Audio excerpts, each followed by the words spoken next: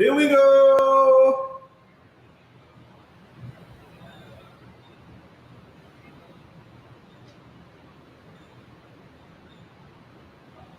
Good morning, good people.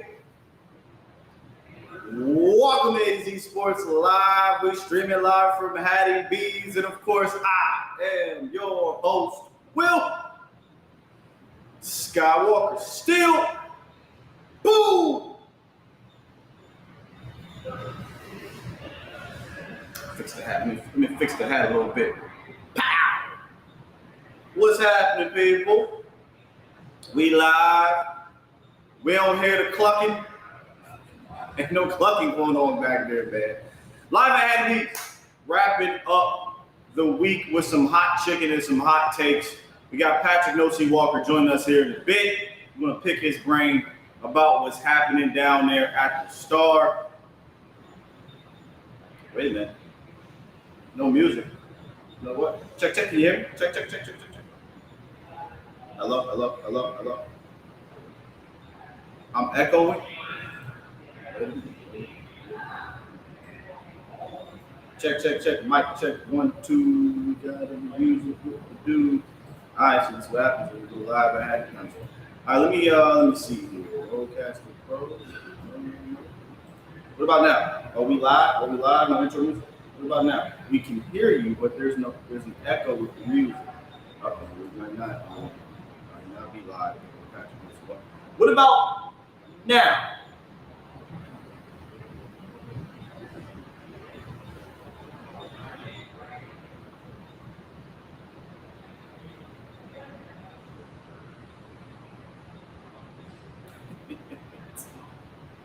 Still no music? Okay, so we probably will not, Eric, we probably won't have Patrick on, so I got to reach out to Pat and let him know how we can get him on today. It's not working. Due to the, the parameters that we're not okay. So only my voice, mic check 1, 2. Can you hear me, though? Can you hear me? I'm getting text messages, it's dead air in the back. I really don't know. Hold on one time. Oh.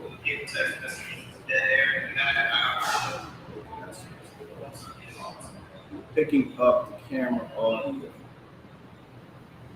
Got you.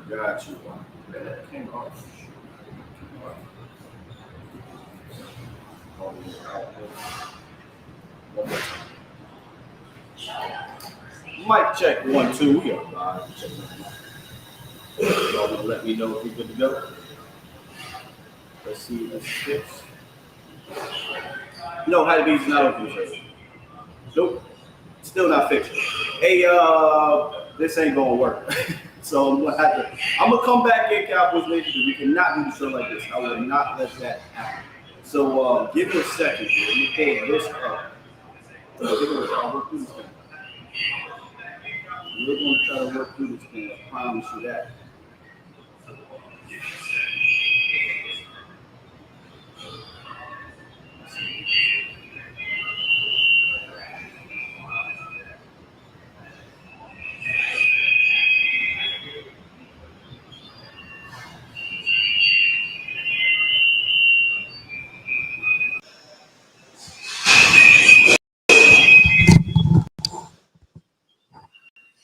Three, two. Yeah, it's not.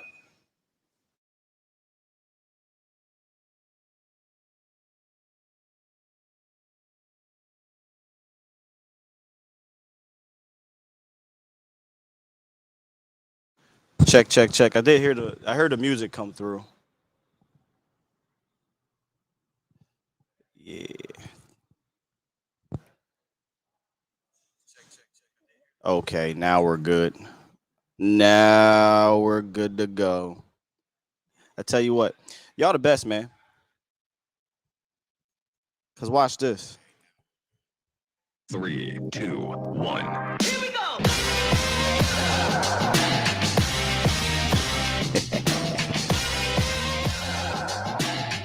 Oh, Patrick.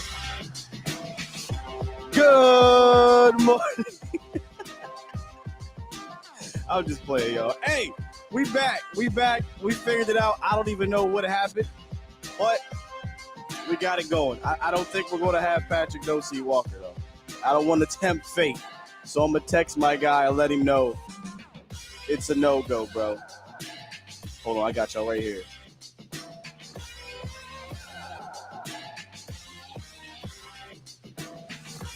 Okay. Now we back into it. That's on me. That's on me. It is what it is. We're not going to let that deter us from a good show here live at Hattie B. So thank you all 167 of y'all that are still here. Do me a favor, though, if you get a chance, E. Do you have Patrick's number? Do you have Patrick No-C Walker's number? Okay.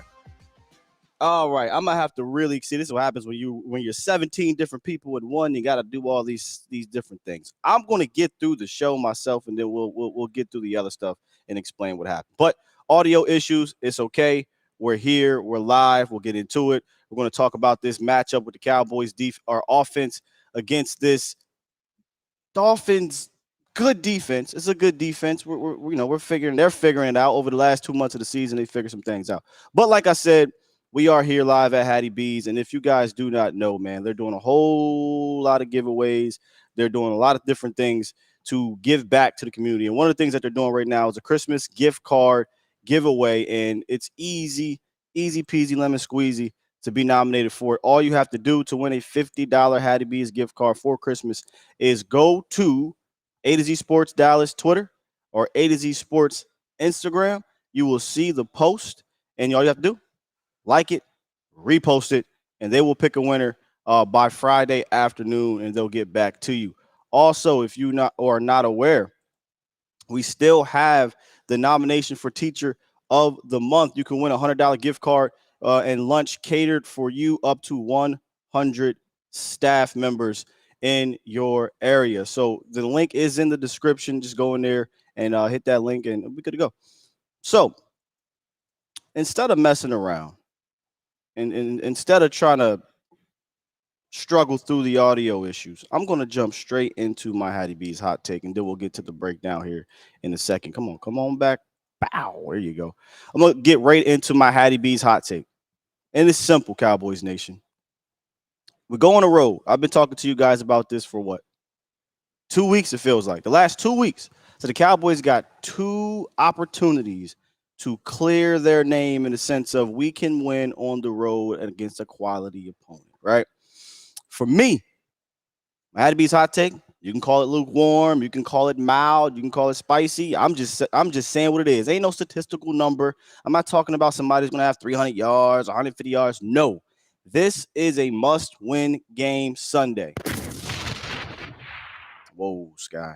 You're doing too much. You're overreacting. Maybe. That may be the case. But for me, I've been telling y'all for a long time, I believe this team is a good team. But this team is likely not going to have home field advantage. It's just not going to do it. They're probably going to have to go play on the road. At the very least, they're going to have to go to San Francisco and get the dub if they want to get to the Super Bowl, right? So I'm 10 toes down on this one. Building confidence heading into the playoffs against a quality opponent on the road is more crucial than any other victory the rest of the way. Thus, must win. But it's not do or die, Sky. What are you talking about, man? You still going to go to the playoffs. You're right. Maybe this is me being selfish, but oh well, this is my Hattie B's hot take. And selfishly, I look at this one as a must win. Because think about it for a second. If you, a Cowboy fan, go in here against Miami and lay another egg, another one, although I say they got to win, but let's just say they lose and they play well, I think you feel a little okay about it. But if they go out here and lay another egg, how much confidence is you going to have going into the playoffs? Don't worry. I'll wait.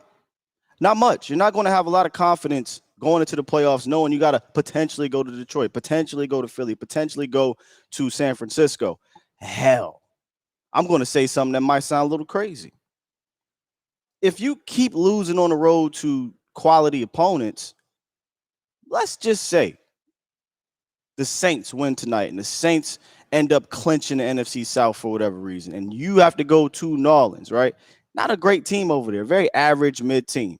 But you don't think that whole thing is going to hover over your head?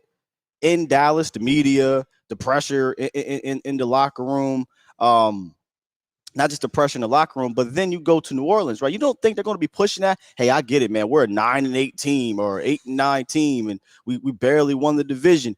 But what better way to get riled up against the Dallas Cowboys at home in the Superdome or Mercedes-Benz or whatever it's called now? And we know how tough it can be to play there when it's a playoff atmosphere. You think they're not going to push that? Hey, they can't beat nobody. They can't beat nobody on the road. They can't beat a playoff contender, right? Even though they beat the Tampa Bay. You don't want to put that in their hands. So for me personally, I think this is a must-win Cowboys Nation. And I know it's probably not a popular take, but it's the Hattie B's hot take. So here's what we're going to do, man. We're going to try to get Pat in here. I'm not really sure if it's going to work. Pat said he's going to try to call in. No. We don't want that. No, that's not what we want. Get out of here. Come on, man. Okay, here's what we're going to do. Get rid of that.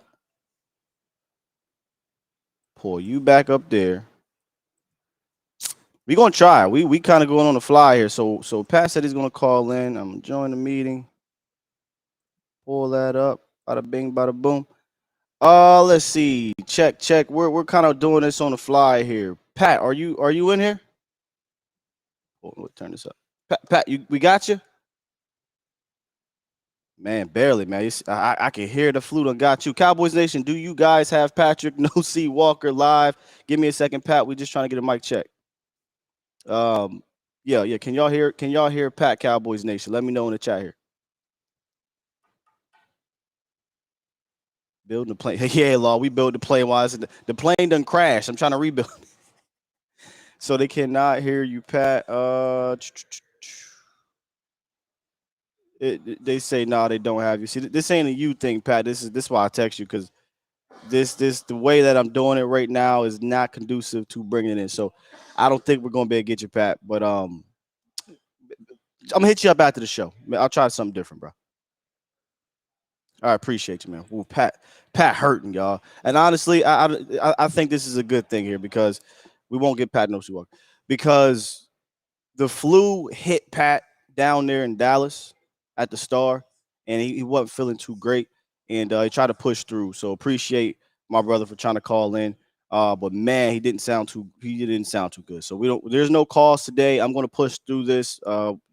This is not the same setup as it normally is due to other complications. So no calls today. I'm just going to push through everything we do. So to bring this thing back to the Hattie B's hot take, must win for Cowboys, in my opinion. Must win for Dallas to get on the road and gain some confidence, and it will not be easy. And here's why. We talked about the offense the other day. I want to talk about the Cowboys or the Dolphins defense today. We touched on a little bit yesterday with Vosh Lombardi. This defense is starting to figure it out, right? They're starting to get it together. Yes, they lost to the Tennessee Titans a week ago. They're 5-1 in the last 6, and they've only allowed more than 21 points once in their last 7 games. And that guy right there, Jalen Ramsey, has returned to this defense and has made it a formidable one. So some of their key players here, Jalen Ramsey, let's just say Xavier Howard, not Xavier Howard, Javon Holland, and Bradley Chubb. That's just a handful of guys. They got some dudes over there, Cowboys Nation, that provide some problems for you. And when you go inside the numbers, the one man, and this was something I wanted to ask Pat if guys down there were feeling this way.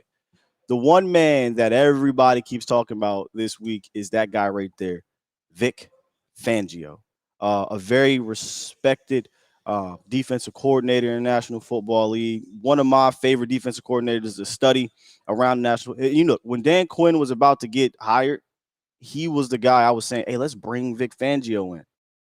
Or at the very least, let's see if he's interested, because I know after the Cowboys lost to the Denver Broncos in 2021, Vic was talking some mess, man.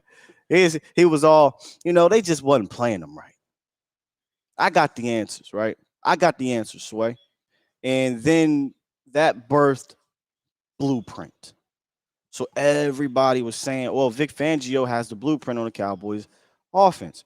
Well, yeah, that was the Kellen Moore-led Cowboys offense. Nonetheless, what Vic does doesn't change. He didn't do anything different against the Cowboys than he normally did. And that same thing could be said this year. Now, he did mention that he's starting to tailor some of the things that he does towards his players, hence Jalen Ramsey. But this is what you get when you dive inside the numbers with the Dolphins defense. Two high shell, the second most in the National Football League of Vic Fangio staple. One high shell, 30th. Thus, when you add that up, 1 + 1 = 2, meaning they have the light box fourth most in the league. So when you see that, you say, oh, man, run on the ass, right? Technically, yes, you want to run on light boxes for sure. But what do we always say coming into these games or coming out of these games? We look at the film. You've got to be able to run with it, or you're going to run, and you've got to be able to run against these light boxes. Teams know that, but teams haven't been as successful doing it. I think they've only given up over 100 yards once in the last 5 or 6 weeks, and they're fifth in the league in yards per carry on the ground. And a lot of that has to do with an underrated guy we'll talk about a little bit later. So Dallas, if they want to attack this defense on the ground, they're going to have to block it up, and they're going to have to be successful in doing so, because they've been, when I say they, I mean the Miami Dolphins. They've been tough running the ball or playing against the run, but they're 6th in success percentage in man coverage. So this is a predominantly zone team. They'll mix in some man, but they're 6th in success percentage. And for me, when I really watch them and you look at the numbers, I think a lot of that got to do with Jalen Ramsey. Jalen, since he's returned, you're seeing Jalen Ramsey be that guy. You're seeing Jalen Ramsey show that, hey, I didn't have any drop off. When they throw at him in man coverage, quarterbacks are only averaging 39.6 quarterback rating. 39.6. Well, what about zone, Sky? Oh, he's still doing his thing in zone. 23.3 or 23.4 quarterback rating against the zone. So he's still good, man. He's showing that, I'm still that guy out here, and he's getting his feet up under him. He just came back a handful of weeks ago. So their defense is reaping the rewards, the benefits of having him back. Jalen Ramsey versus CD Lamb is going to be a blockbuster matchup if they were able to get it. We shall see, because Jalen Ramsey doesn't necessarily travel a whole lot, and Lamb likes to go in the slot. So I want to read some quotes about this Vic Fangio defense, because a lot of people aren't familiar with what he does. So let me read a couple quotes, and these are quotes from Miami. This is the Miami offense going against that defense. This is what Tua had to say about it. He said, it's a very tough defense. It's hard to distinguish what's going to happen pre-snap and post-snap. I think Vic does a good job with his defense and aligning guys where they need to be aligned and making everything look the same for both run action, pass action. I think what I see a lot more this year with the defense is there's a lot of communication. It's a lot more than what I've seen in the past couple years. We talked about this, in the offseason when discussing him a couple years ago after the Denver Broncos game. His staple is to change the picture post-snap. His staple is to have smart secondary players back there for them to be able to communicate the way they're able to communicate. Now, we'll see what's up with Javon Holland. He's hurt right now. He's been in and out the lineup the last couple of weeks or whatnot. We'll see if he'll play. Concussion protocol, I believe it is, or a knee for him, concussion protocol for the other guy.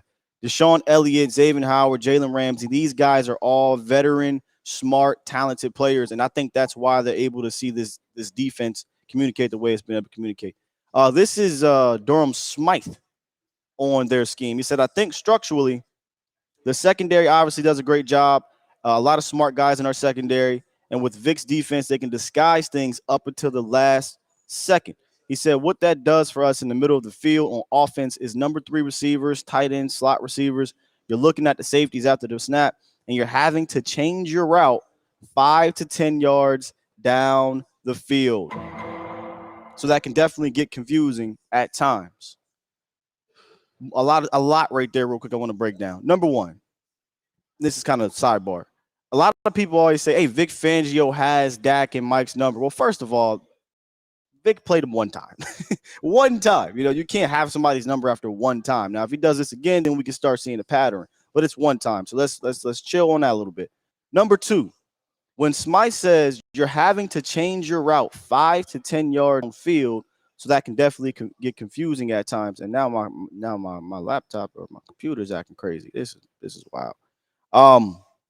Anyway, I'll try to get through this. If y'all can hear me, we'll just try to do this, man, and get right through it. When you hear changing your route downfield, I think of Kellen Moore. I think of, hey, these option routes. Hey, you know, what is the safety doing post snap? What is the corner? What is the linebacker doing? And then we make a change here. Yeah, this is getting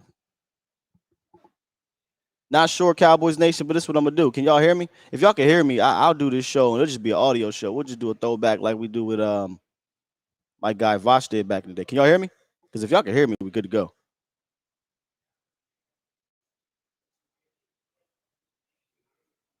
Check, check. Can y'all hear me? Can y'all hear me? All right, we can hear you. Cool. This is what we're gonna do. We just gonna do the show without hearing me. How about that?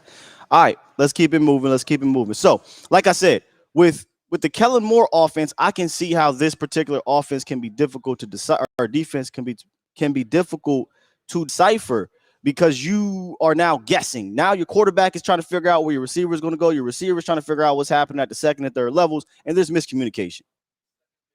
I don't think that'll be the case in this one. And I know that might be a bit of a grand gesture there, but this offense is not about a bunch of option routes. Dak is going to know where Lamb is going to be. Dak is going to know where Cooks and all these other guys are going to be. It is going to be, to me, about Mike, Shoddy, and Dak coming up with a game plan that doesn't have him back there to think a whole lot. Doesn't have to have these receivers think a whole lot and changing routes in the middle of their route. If we can do that, I think we'll be fine. And here we go, we'll be fine because we're not dealing with the same atmosphere or elements in Miami that you were in Buffalo. However, I will say this. I truly do believe we're going to have to get back to a ton of motion. For whatever reason, against the Buffalo Bills, maybe it's elements, maybe it's the crowd. I don't know. This is another question I was going to ask Pat.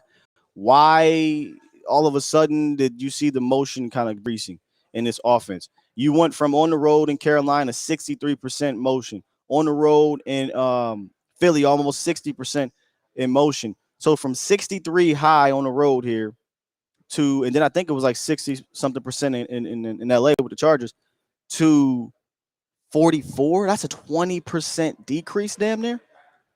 I would love to know why. Is it because it's too loud? But then Dak said, hey, that wasn't the issue. The communication was fine. I just don't get it. So I think the Cowboys are going to have to get back to doing a lot of pre-snap motion and post-snap action so that we can dictate the coverage pre-snap or at least figure out where these guys are coming from. Some type of identifier.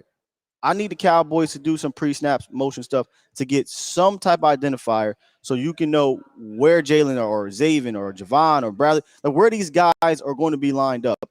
If not, if you're going to go back there and going to motion 40% or 44%, or in San Fran, it was 38% of the time in San Francisco. If you're going to do that against this team, man, Vic Fangio is going to be grinning ear to ear, straight up. He's going to be saying thank you. Because now my smart secondary doesn't have to think. It's easy. It's easy money. So if Dallas comes out there and they're stagnant, this could be another difficult game where, you know, yards per catch is low. We're unsure. We're trying to figure out what's happening. And next thing you know, the other side of the ball can get away from you. So I need them to roll out the exact opposite of at San Francisco and at Buffalo. If they do that, I have confidence in this offense moving the ball. If not, it could be a bit difficult here. Who are some underrated players on their defense? Christian Wilkins, defensive tackle, 3-tech guy, can get upfield quick. I like him a lot. We talked about him actually in the offseason. He's an underrated player for that defense. Shouldn't be underrated. Andrew Van Ginkel, 6 sacks. He's got a motor that runs hot. Had a nice pick 6 against the Commanders. He's just a straight try hard. I shouldn't say that because try hard makes it sound like he ain't good.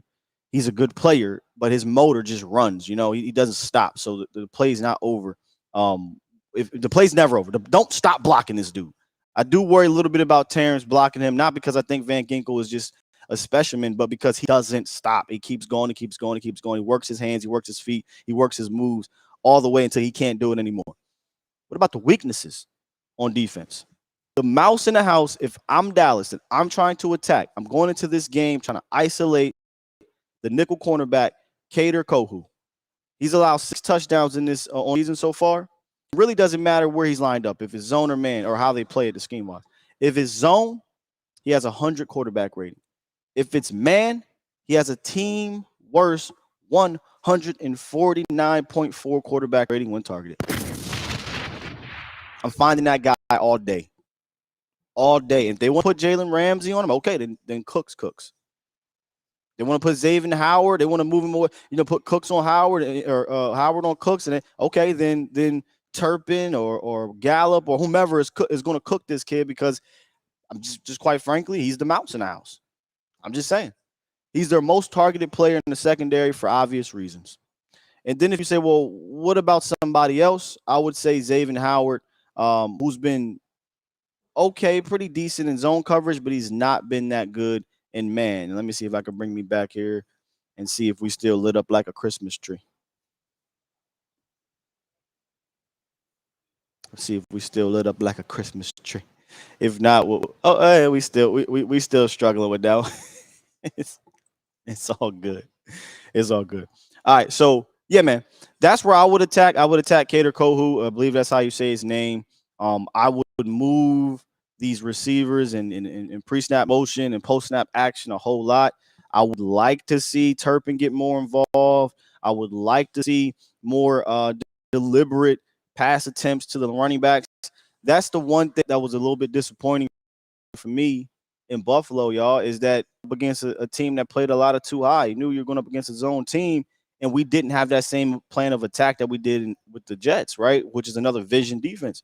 And that's, hey, get the ball out quick to our backs, get some yak going, get some screens going, and attack the middle of the field up the seams with your tight end and your wide receivers.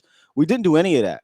And I think the Cowboys, if they were to come out and do that against this team, we are one of the offenses. They haven't seen an offense, in my opinion, like this. But if we come out and don't play like us, then we'll just look like we looked last week. But if we come out and play like who we are, pre-snap motion, attack the middle of the field, use Jake Ferguson, some Turpin on not reverses, but jet sweeps or whatnot, get some screens out the backfield, let Tony Rico get busy out there, then I think we will definitely be able to go blow for blow with these dudes. But if we're going to keep it basic, this is a defense that can chew you up if you're going to be basic, Cowboys Nation. That's just how I see it. All right, again, apologies I can't get the phones going. I figured that might be an issue, but it is what it is. We're going to get through this thing. Let's see here. Toxic drop 2 in the super chat. Appreciate you. Says, Sky, unlike DQ. Stop, Toxic. Unlike DQ, you made adjustments for the win. Trying, man. Trying. As my guy, Law Nation, the pioneer, one of these things said, we building the plane while we're in the air. One thing that I did not talk about, and this was something we were going to talk about in the opener with Patrick Nosey Walker, is the injury report. And it's a lengthy one. It usually is at the beginning of the week because the Cowboys have a bunch of dudes that are resting. So I'll go down this injury report and talk about one potentially concerning thing. Brandon Cooks, he got an NIR rest day. He was limited. Go Dowdle had the ankle. He was also limited. Fayoko, he practiced in full, but he's still, designated for return. He's in that window. We got a rest day for Gilmore, DeMarcus Lawrence, Jordan Lewis, and Jonathan Hankins. We know did not practice because he's not going to play. He's still dealing with the high ankle sprain. Malik Hooker. There's 2 guys on here, but let's get through the rest. Zach Martin did not practice. We know about the thigh. Obviously, something to take a look at and keep our eye on. Tony Pollard has a thumb situation, but he was full. But Malik Hooker did not practice. This will be a game that you want to see Malik Hooker back here, in my opinion. You're going to play some zone. At least we should. If we don't, I personally think we could be in trouble. And zone doesn't necessarily mean, you're playing 10 yards off the ball, off the receiver all day. You can obviously play press bail and still play zone, but you should be having some guys back there that can play the ball in the air better than a J-Ron Curse. You should have some cover guys back there. I would love to have Malik Hooker and Wanye Thomas available in this game, but he did not practice, still dealing with the ankle. Today, I think, would be important, and obviously tomorrow. Tyron Smith. What are we talking about, Sky? I mean, Tyron Smith always gets a Wednesday, Thursday off. He does. He does. He usually does for a rest. If you haven't seen the injury report, y'all, Tyron Smith is out with the back right now. Oh, God damn. Tyron's back. I don't have the patience to jack with you today. I don't got the patience, Tyron. Come on, man. If his back is for real hurting, I better see DNP all week. Because the last thing I want to see happen go out here against Miami is Tyron's not able. He wakes up and his back is hurting and he can't play. Now, Zach Martin got the thigh thing and he can't play. And now we're out there with this makeshift offensive line again against a defense that you're probably going to have to hold the ball a little bit. I don't like it. I'm going to just keep it a bean. Yeah, Special K, Cole 77. It's we ain't quite there yet, but I don't like DNP back. I like to see DNP not injury-related rest. That's what I like to see when it comes to Tyron Smith, not back. So we definitely have to keep an eye on that. Is it surprising that Tyron Smith is dealing with something? No, this is late in the season. It happens. Everybody's dealing with something. But when Tyron's dealing with something, it's a little scary. And that's it for the Matt Walesko. He practiced in full with the shoulder. But I need Malik out there, and I need Tyron Smith out there. I know this is going to sound crazy. If Zach Martin can't play, that sucks, right? We all want Zach to play. But if Zach and Tyron can't play, that's trouble, man. I don't think they're going to put Tyler Smith out there. It'll be Chuma Edoga. And Bradley Chubb is not, Bradley Chubb. I don't think that's a great matchup. He's a good player, but when Tyron's out there and he's healthy, I don't give a damn who's out there. Like, that's just how I feel. I feel like Tyron is playing at that type of level. But this has to be a game plan where you're probably going to have to get the ball out quick anyway, because you don't want to be playing around with the picture changing. Now, if they come out and they play a bunch of zone, they don't do a bunch of exotic type of looks. Yeah, you got to get the ball out, get it to your guys. If they try to get a little freaky with it and play some man, you got to take advantage of that. Because this game, and I know last week when I did not my hot take, but I did my keys to the game, the cliches were out the window. I think the cliches play in this one, where I say the game is won in the trenches. If Dallas can block it up front and allow these wide receivers to find the spaces, I think we'll be fine. And same thing on the other side. Miami's offensive line all year has been dealing with guys in and out the lineup. And recently, they just lost Connor Williams. The Cowboys have, in my opinion, they have the advantage on that side of the ball. They normally do. They had the advantage going into Buffalo, and Buffalo ran it for 300 yards. But they have the advantage, and the Cowboys' defensive line is going to have to get after the quarterback. Like we said yesterday, they're going to have to win early downs. They're going to have to win on first and second down, because if they don't, and Miami gets in the 2nd and 2 like Buffalo was doing, 3rd and 1 or 3rd and 2 or no third downs at all because they're averaging 10 yards a damn carry on you, then your best thing that you do defensively is mitigated, right? It's deleted, and that's rushing the passer. So it's going to have to be one in the trenches. The Osas of the world, the Mozzis of the world, D-Laws and them boys, they're going to have to play with reckless abandon. I shouldn't say that, because when you say reckless, you think hero ball would not. They're going to have to be bullies. Put it that way. You're going to have to bully this Miami offensive line, because you want to throw Tua off his target. You want to throw him off his game. We don't want him in rhythm, right? And you want to cause so much car accidents and traffic in the backfield that all that cool little cute little motion they like to do, where they got a dude doing a spinner Rooney and they trying to pull one of their average guards. You want to blow all that up, because if you do not, Mostert and A-Chain, they see a little bit of daylight and they gone. So this is definitely a, what do you call it, cliche game. It's a cliche game. Game one in the trenches, man. Game one in the trenches. Let me refresh this one. Again, my bad, y'all, for those. I mean, got a lot of people in there. I'm surprised, y'all. I appreciate you. But we got some things, some issues technical wise, but we getting through it here. Let me get into the chat and rap to you guys. We don't got the phones today, so I'll rap to y'all in the chat as best that I can. So I'm gonna scroll up here. You're probably wondering, well, why can't y'all see me? Well, that's because again we got some issue technology wise. Um, any questions on this week's game? Fake effort. I mean, I don't believe in fake effort. Let's see here.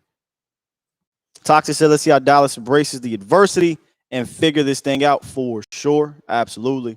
Absolutely. Look, Dallas has done a great job over the last 2 years dealing with adversity. They haven't lost back-to-back games. That's another thing about this. Brother, that was funny. He said this is the you ain't beat nobody bowl. Well, Dallas got at least one of them up under their belt. But this is also a situation where Dallas hasn't lost back-to-back. Miami hasn't beaten a good team. Dallas isn't great on the road. Miami is great at home. Something has to give in this game. Something will give. Either Miami is going to be the good team or Dallas is going to be the good team on the road, or Miami or Dallas is going to lose back-to-back on the road for the first time. Something is going to get. We're going to come out of this game and say, for the first time since, type of situation. And you know how it is with Dallas. It's always the first time since, it seems like, man. It's always that. Let's see here. Run the damn ball, says Gerald. I mean, I'm torn on that one. I'm going to tell you why I'm torn on it. Yeah, we were talking about this with Vach yesterday. Again, they're top 5 in the league, 5th overall, I believe, in yards per carry total. That means against running quarterbacks, too. They're even better when it comes to running backs. And it's one guy, y'all, and it's my guy that I like a whole lot, and that's David Long Jr. David Long Jr. is so underrated. I was upset the Cowboys didn't go after him, even though, I didn't expect it. But he didn't cost you a lot. He's, in my opinion, the best. He's the best run-stopping linebacker in the game. All right, that could be a hot take, but oh well, I'll say it. He's one of the best, if not the best, run-stopping linebackers in the game. The tape shows it. His average depth of tackle shows it. He's top 10 in that. His run stop percentage shows it. He's top 10 in that. He is like a one-man wrecking crew. So if they can get not just a body, but if they can block up David Long Jr., then maybe we can stay in front of the change there, right? If they can't, if TJ Bass, who has to start, gets to the second level and David Long making him look silly, if Tyler Smith and Tyler Biadasz can't get to the second level and block this dude, he will wreck your game on the ground, 100%. So you got to block this dude. You block him up, I do think you could have some type of success on the ground, at least to the point of being efficient. I'm not saying they got to, have 175 yards, but if you can get out of there and you're averaging over 4.5 yards per carry and you did hit that 20-25 carry mark, that means we're staying in front of the chains and we're getting in third and manageable situations.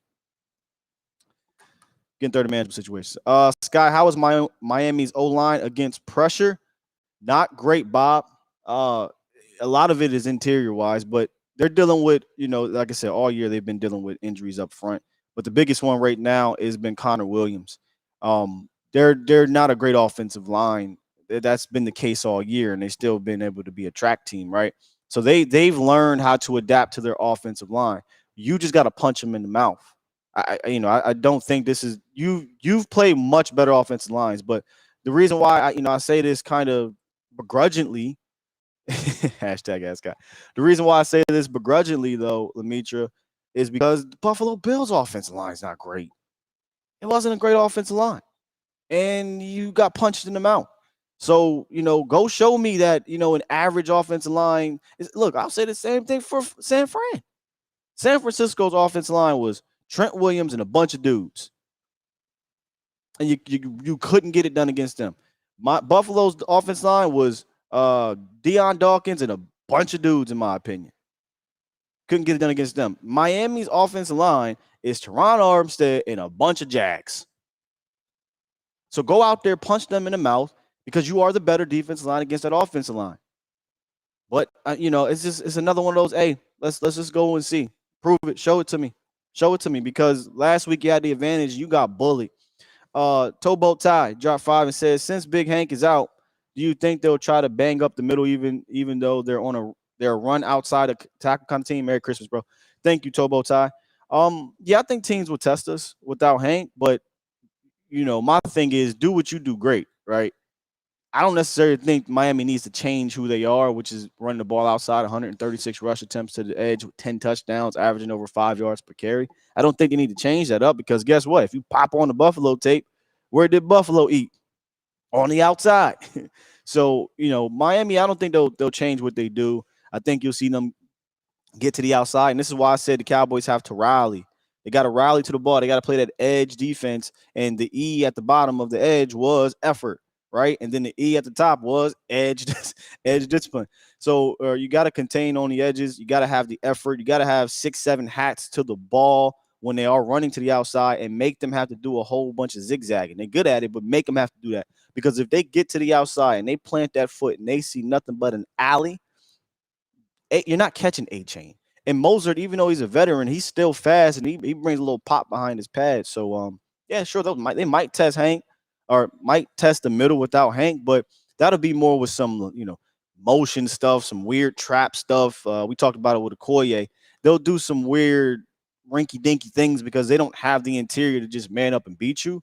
But that rinky-dinky stuff that, hey, we're gonna make your linebacker think, we've seen that before in Arizona. Arizona didn't just flat out maul you. Arizona was making you look left, go right, and then next thing you know, you got a guard right on Clark or LVE or Bell at that time. So, gonna have to be disciplined in this game, and you're gonna have to contain the edge and make them funnel it back into some of your linebackers.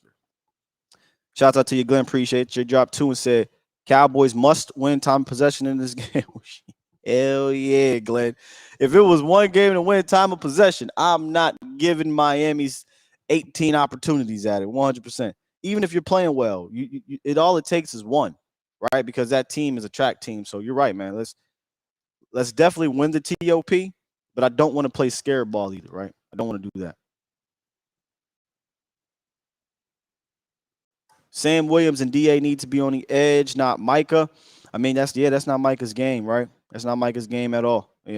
He's got to, obviously, when he's asked to do it, he's got to do it. But, Mike is trying to obviously either A, make a play, B, he's not in my opinion, a full-time edge rusher. So if you get some bodies on him, 2 guys on him, it's not difficult to really deal with him and move him in the game if you're running right at him. He's best when he's moving around. That's facts. I know this is like a huge topic on Twitter. This is not nothing new, but I guess because of Buffalo, what they did, it's popping back up. Jay said they got tree trunks for legs and they're getting moved aside. He talking about our defensive line? Sure. Lowe said time of possession plus red zone. Y'all remember what I said last week about red zone, right? To me, that was one of the keys of the game. Buffalo was 3 for 3 when it mattered. Dallas was 0 for 1 when it mattered. And look what happened. If you hold in the field goals, you stay in that game. Instead, you got tutties. I saw Said Wilson's name pop up. Captain America said, watch us lose on the Said Wilson tutty. I'm kind of a little like, man, we could have won out and got Said. We don't need Said, right? We're going to trade for him. But Said hasn't been given a lot of opportunities in Miami because of their weaponry out there. But when his number's been called, man, he's been making some plays. He has some good catches. They try to do a little trick play with him because it said Wilson. But Said is still Said. Said is, I think, is still a quality role playing wide receiver that any team I think would love to have. He's going to do the special teams things. He's going to go in there, work hard. If you need him to step up in your wide receiver 3, he can do that. You need him to go outside, he can do that. You need him in the slot, he can do that. But he's not being asked to be counted on right now. It's Tyreek Hill and it's Jalen Waddle. And will Tyreek Hill play? Because my whole breakdown is about Tyreek playing. I'm just keeping it big. But Tyreek didn't practice. He didn't play last week, but he gonna play, y'all. Tyreek gonna play. Yeah, come on, man. Tyreek ain't missed the Jets game to miss the Cowboys game. Y'all know that. Should Quinn consider a 3-4 defense? We kind of do 3-4 stuff. We're a multiple defense, but that's not in Quinn's DNA. If the Cowboys want to move to 3-4, you need to go get a 3-4 coordinator, right? Like you need to go get a guy who has a ton of experience in that. But that's not Quinn's MO. Quinn has switched up some things once he discovered he can do stuff with these safeties and obviously do stuff with Micah and whatnot. But that's not in Quinn's DNA. He's kind of morphed into a multiple defense of coordinator. But if you want 3-4, go get you a guy that knows how to do 3-4 multiple, not 4-3 multiple, even though we barely do that. This is like nickel multiple. So no, I don't think Quinn would switch to 3-4. And if you want to switch to 3-4, if I'm Mike, because Mike is, y'all got to remember, Mike won bowls with a 3-4 defense. Mike had Don Capers, who was a 3-4 mastermind. Mike understands. He knows what it's like to run 3-4 over there. Go get you a 3-4 guy, right? Go get you a guy that can do those things. So no, I don't necessarily think, I don't think Dan will go a complete 180 on what he is in his DNA. But I'm never opposed to 3-4. In fact, because we've been 4-3 so long, and I haven't been on air, I'm actually a huge 3-4 fan. Nowadays, though, the league is different.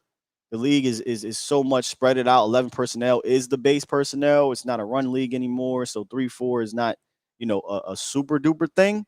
But I'm a huge fan of it. A lot of the great defenses, in the 2000s, the Steelers, even the Broncos are running it. I like the 3-4-D. I think you can do some cool things with it. I think a guy like Micah could thrive in it. He could thrive in it standing up as an OLB, or could thrive in the middle, I think. But hey, look, I'm welcoming. You wonder why I said Vic Fangio is a guy I was very interested in. He's a 3-4 guy, and he's been around. But yeah, I would love it, man. I'm a huge 3-4 fan. But we've been 4-3 for so long. We tried the 3-4 with Bill, right? We had Bill, and then they brought it Bill, Wade, and then Rob, right? And I wasn't on air, so y'all couldn't know my opinions on it. I was a 3-4 fan then. Rob kind of got a bit crazy with it, and they said we're done with it because historically speaking, and Dallas, they love their history, right? So historically speaking, he said we're going to go back to 4-3. This is what we know. We know 4-3, and brought in Rob Marinelli, and ever since we kind of been a 4-3 defense. But I'm a big fan of 3-4 Cowboys. Devil Dog said, "I hear you, Sky, but we have to stop the run somehow." Yeah, we're going to have to stop the run 100%.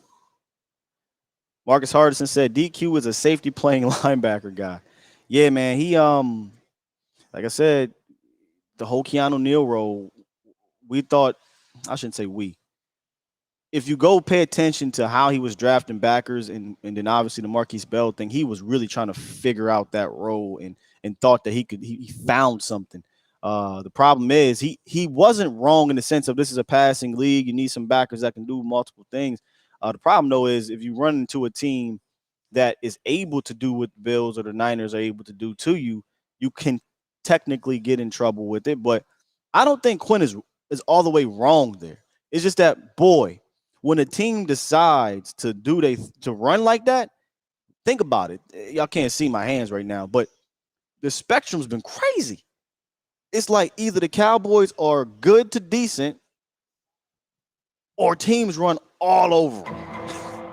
I mean, how many seriously, I would love to go look at the top defenses where how many teams have run the ball for over 200 yards 3 different times on you in a season. It's really, that's a strange. It's either 250, 88, 100, maybe 110 because you got a running back or a running quarterback. But it's not like in the middle. It's 250 or nothing. And that's just kind of crazy. Fehoko and Tank at edge. Something maybe next year, T-Dub. I don't think Fehoko gonna get rolling. But if you're talking about like 3-4, how to build the 3-4, I think you do have to draft it. I'm old school guy. Am I behind the times here? Are they still drafting the Marcus Spears of the world at 3-4? Y'all, do y'all know what the 3-4 body type was, in the 2000s and the 90s? Are they still doing that? The 6'5", 290 to 300 pounds, 5 techs. Are they doing that anymore? I mean, I don't know. We don't run 3-4 anymore. We don't draft that, so I don't really look at that. But that's kind of the staple of the 3-4 up front, right? You got the fat Haloti Naha in the middle, and then you got the 6'5", 295, 300 on the edge. It's a dying breed. I'm not. Princess said no. Okay. I'm not. Steelers and Pats are okay. So see, that makes sense because the Steelers are. That's what they do. That's what they do. What are the Ravens doing, y'all? Are they still doing the 3-4 stuff? Not really, T-Dub. Okay. Yeah, I'm a little old school when it comes to that. So what is it now? Like six? Are they doing like 6'4" now? 260? Is it looking more like D-Laws out there? Marvin says, Sky, what defense would you play against Miami? At least change this up, the picture up one. I'm gonna try to bring myself back here again. Let's see. Let's see what happens here. Let's see if I'm still blurry. All right, we cool. All right, there we go. Let's get back to it. What defense would you play against Miami? Single high would be barbecue chicken for Tariq and Waddle. I would not play single high. I would mix this thing up between cover two man, right? Like you're gonna have to play some man sometimes, and cover four. And I know that sounds scary to say you're just gonna give them underneath. No, I mean I would still play up on them sometimes, even if it's not press bail. I'm in your chest and then I'm bailing type situation. But I would play a combination of cover two man and cover four. I'm not allowing y'all to get behind me. I'm going to make Tua make the tight window throws. He's been doing it. He's fantastic at it. But hey, man, look, he's not going to be perfect at it all the time. And then if I play kind of in these wide receivers' face before I bail, maybe then Tua has to hold that ball for the extra tick, and I think the Cowboys defense line can get to him. But there's not a chance in hell I'm rolling out cover one. No way. No way. And I'm not even trying to be cute and change the picture after like, oh, look, it looks like cover one. Now let's see if Jaron Curse can run back in the coverage. I'm not playing with that. No, sir. No, sir. What would y'all play? For those who the X and O aficionados, what would y'all play in this game? Because the damn sure ain't playing no cover one on him. Nope. Will Izzy get more tick in this game? I doubt it. I doubt it. You saw Izzy play and Wanye play because Hooker played. Now, if Hooker doesn't play, maybe you'll see Izzy out there a little bit more. Sure.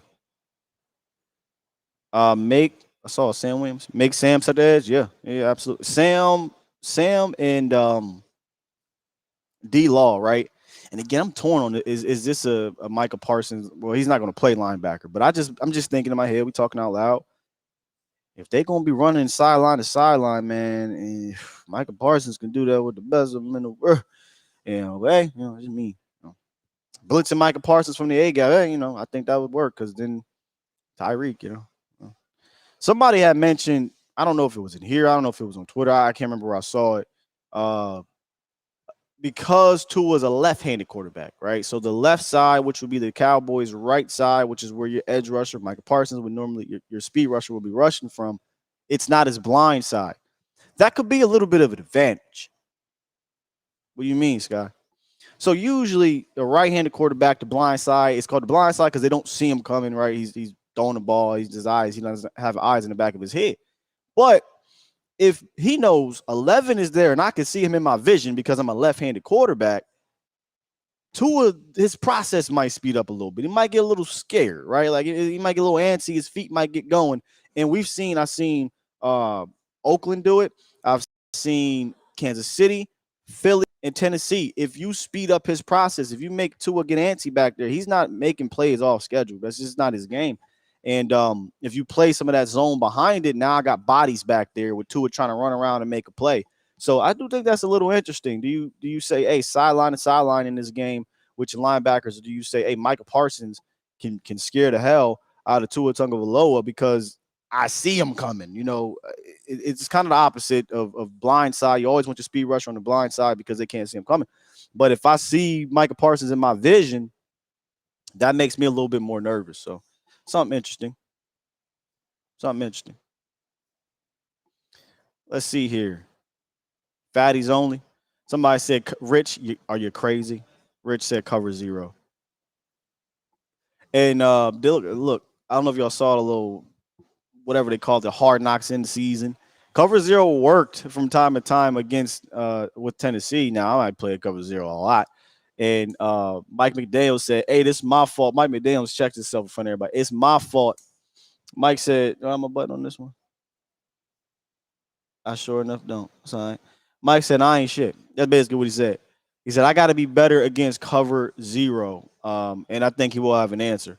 But given given the speed they have out there, if they're healthy, if you're going to send 6, 7, 8 dudes, I'm dropping back off the back foot. Go get it, Reek. Just go get them ball. It is a high percentage throw or a low percentage throw, and a high percentage chance is incomplete. But I'd be careful with that one. Cover 4. He said, cover 4, hell nah. You get exposed, bro. You're going to get exposed in a lot of these things, but I'm dropping back a lot of guys in this one. What are you running, Sumo Cat? Cover 5. Hooker too high. Too high Tampa with Bell, Clark, Parsons, AD. Who's AD? Evans 4 under.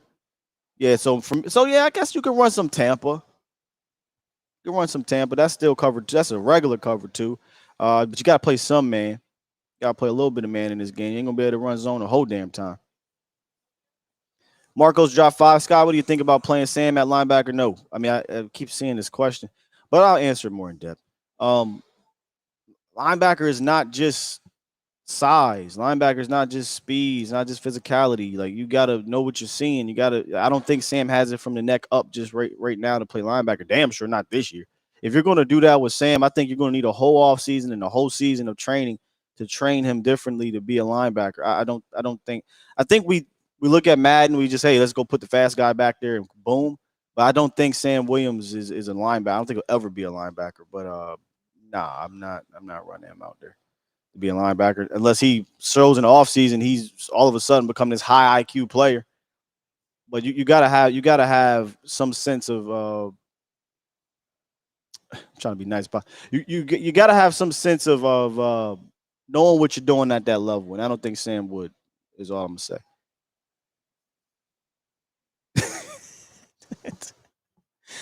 DC Hard here said, hey man, cover and hit anything that effing moves. Bite a couple elbows at the bottom of the pile. I do think you got to change the picture a little bit though. And I don't care about changing the picture deep, Cowboys Nation. I'd change the picture in that intermediate level because that's where Tua likes to hit that back foot and get it out. So if you could change that picture with a rover or, I don't even mind mugging the A-gaps and then pulling back. I don't mind any of that. But you do got to change the picture in that 15 under area because that's where Tua has been deadly accurate. And then if he says, all right, nothing's there, I'm going to try to, throw a YOLO ball. That's where you're seeing a lot of his interceptions. But I feel you, man. Bite the elbows, pinch somebody. I don't care what you got to do. Yeah, T-Dub. Yeah, Sam would have to read the keys. What are you running, Sumo?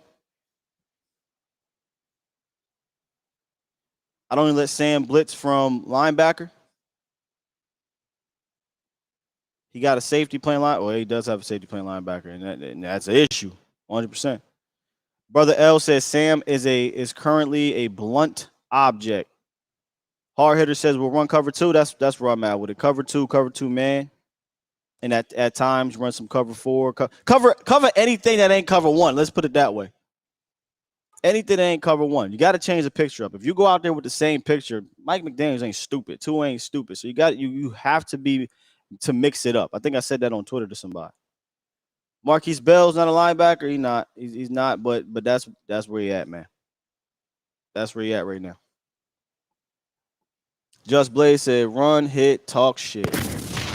You do gotta have it at. Sugar Daddy Williams said a mix of 2, 3, and 4. I agree. 3 a bit funny. They got some cool plays against 3. We showed that yesterday with Okoye, but I don't think it's a terrible idea to mix in cover 3 from time to time too. You got to make sure your backers get the right amount of depth because if they one little step off of a play action or just trying to be too aggressive, it's going right behind your ear, man.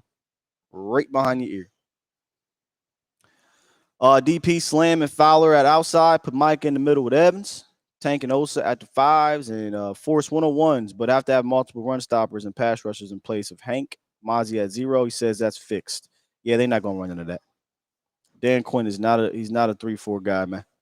He's a 4-3 multiple dude. And to see that's the other Madden thing there too, is that like you can run these things to mix it up, but much like I just said about a linebacker, the keys are different. You're reading different. Your responsibilities are different. What you're asking these guys to do are different. That's going to take time to do. So to fully switch to 3-4, you can't just up and do it week 15, right? That has to be done in April. That has to be done with a new coordinator coming in to switch it up. It can't be done in week 15. It's just not possible. We can throw a bunch of bodies and names in there as we want, like it's Madden, but then now the responsibilities are changing. Do these guys know how to do said thing? And a lot of these guys have never even played in that under Dan Quinn or in general. So I don't think they're going to do it. I'm a 3-4 fan, but I think you have to draft for that. And I think you have to implement that throughout the offseason. I don't think you just up and do it and change it right away. I don't think you can do that. Princess said, damn, just cover, period. Tackle somebody. Just tackle somebody. I agree. No cover 0 or 1. 100%. All right, get a couple more in here before we get up out of here. We are live at Hattie B's. Yeah, J2B, we ran 3-4 plays. That's different than being a 3-4 team like we're discussing. And that's part of the multiple. He'll run 3-4, 5-2, 4-6, bear front. We're running all these type of cool little different plays. But when you are a base 3-4, the whole game has changed now. Now you have to draft to be that. You have to implement that throughout the off season. You can't just up in week 15 say, all right, everything's changing. We are a 3-4 team now, and this is what we're doing heading to the playoffs. You know what's going to happen? You're going to run into what happened when we had old boy, the mad scientist back there. What was his name? Rob Ryan. Everybody's like, hey, man, what do I do here? What do I do here? Next thing you know, you got a deep ball or you got a gap that's not filled right or something like that. We don't want miscommunication. And I think that, me personally, I think that's what's going to happen if you try to change your, like, this is kind of crazy to say, but to change your scheme completely in week 15 in the season is unheard of. You just don't do that. But if you're a multiple team, you have plays like that. But if you want to change it completely, which I'm all for, I love 3-4, it has to happen in the offseason. And you probably got to get rid of Dan Quinn if we're keeping it a bean. He's not a 3-4 guy. You need to bring in a 3-4 guy Vic Fangio. Go read some of I think it was Javon Holland who said, hey, man, this is a completely different scheme than we were running previously. And they needed the whole offseason to understand that and change that. And now we're seeing them turn into a formidable defense because it takes some time. So it sounds good to just throw these players in these positions, but once we put on the realism hat, we all know, it takes time to do these things, and the Cowboys don't have time. That's all. They just don't have time. I don't know that DQ lied, Sumo. He says DQ lied. We were supposed to be hybrid team, but that changed after year one. I think we're a hybrid, Sumo. But I don't think our base and our principles are fabricated in 3-4. I just don't think. Sky shouldn't Curse be replaced. He hasn't matched his play in previous years. He's no longer an asset. Quinn appears to be loyal, and he's making us. I wish I could know more about it. Shouldn't Curse be replaced? I think Curse's role should be diminished. Does that make sense? Curse's role should be diminished. I think we should let's see what Wanye can do in that role. Or I think Bell is perfect for that role. I don't know, man. I think the fall from grace for Curse is kind of just damn. You know what I mean? Maybe I'm being too light on him. Maybe it should be replaced. I don't know. It's just weird with Curse, man, right now. Really, really weird. And is it loyalty? Can I say something? I don't know if it's loyalty or I don't know if it's Curse saying, I think I wish a mother would. Hear me out. Coach is supposed to have the final say. Of course, I get it. I don't think we have anybody behind him with enough juice to push the staff. Enough juice to say, I don't give a that you, J. Ron Curse. Is he young? He ain't gonna do it. Wanye trying to get out there, man. Wanye just trying to get out there. Hey, coach, what can I do? Just get me out there. I don't think there's enough juice behind him. And J. Ron is a mother effer. J-Ron, he don't come from the Hope Creed.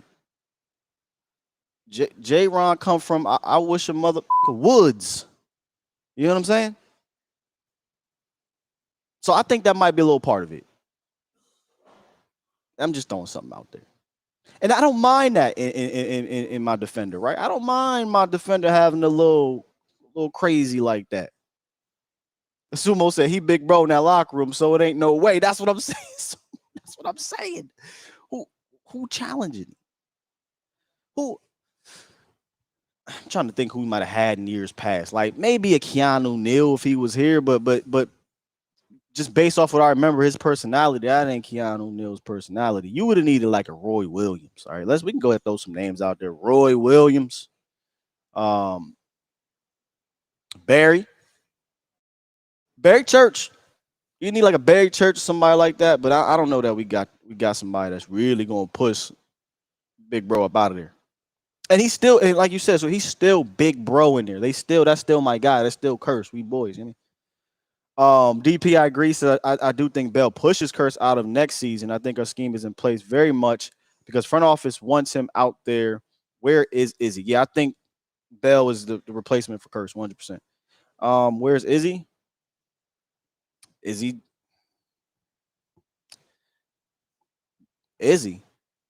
I wish a mother. That's what's happening right now, man. I was a little shocked. Let me tell you this. I was a little shocked we didn't see Izzy play a little bit more on the roof. I do wonder if they're out on Izzy as a free safety. They've been trying to Izzy at corner, man. And if Izzy ain't out on the boundary, didn't put his ass at safety. You know, they had a lot of Wanye at free, and I'm cool with that because Wanye brings a physicality with the coverage aspect, and they didn't really throw a lot. So yes, J-Ron Curse's contract is up.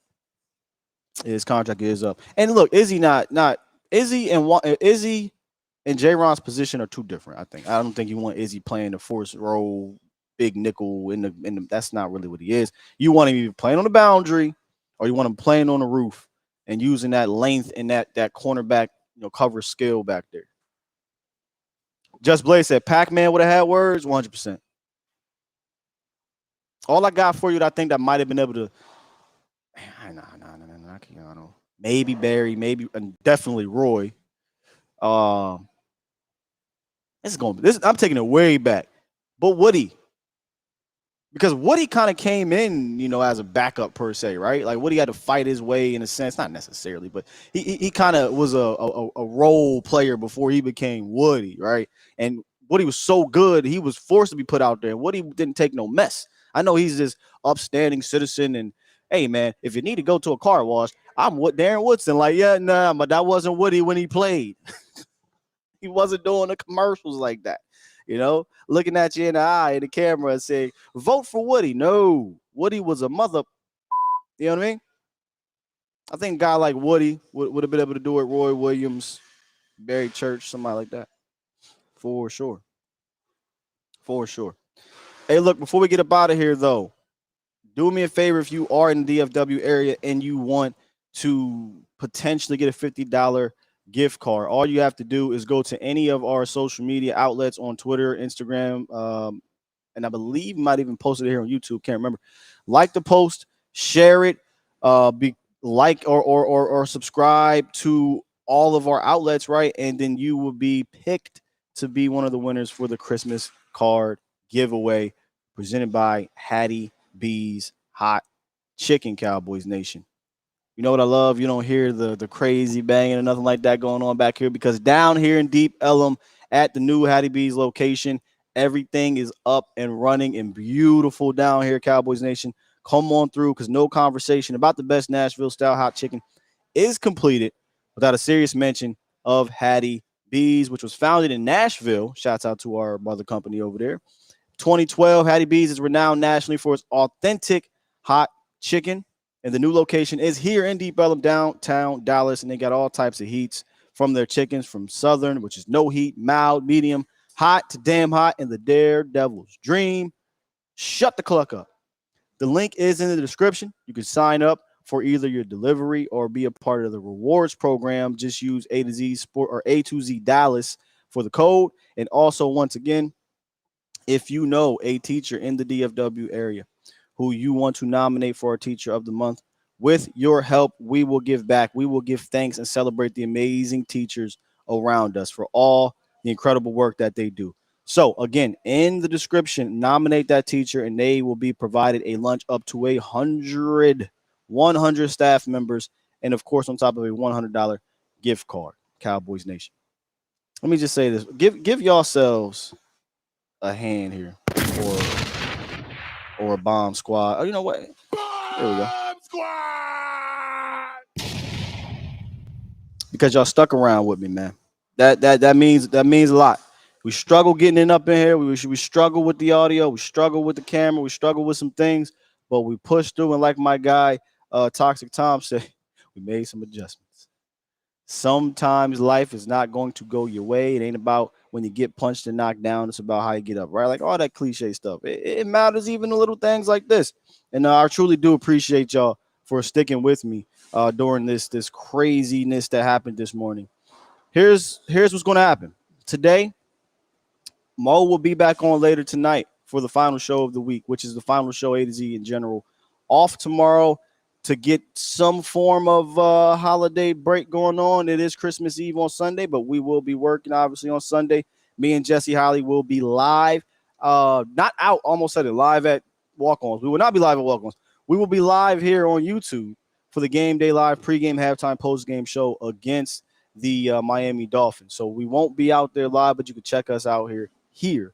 Monday is Christmas. Make sure y'all enjoy the holiday with your family on Christmas. Tuesday, I will be back. Okay, so that's the schedule. Off Friday, we'll be back here Sunday, and then obviously Monday we will not be available. We will not be here for Christmas, but we'll be back kicking it Tuesday through Friday to give you guys as good as quality content as we could possibly can, man. Again, appreciate y'all. Good questions in the chat today. I truly do. I mean it. I'm thankful that you guys stuck around while we pushed through this, man. Yes, we call it an audible, Ryan. We call it an audible. We got a bunch of content creators that will still be live throughout the day. Make sure to go check out my guy, Law Nation, who was in here in the chat. He'll be dropping his show here soon, so go check him out. Appreciate your love coming through. I might hop on somewhere else throughout the week. We'll see. You never know with me. I'm always chilling, but you never know with me. But I'll be back here on Sunday, so make sure y'all come through. I still think I have my button, though. Huh. I sure do.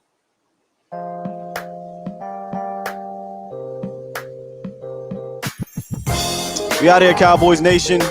If you are having a long extended weekend, I remember I used to work in an office, and this was the week where ain't nobody in there. If you one of those, enjoy your weekend, man. Have a Merry Christmas. We'll be here on Sunday, but for those who may not be, enjoy the holidays. We out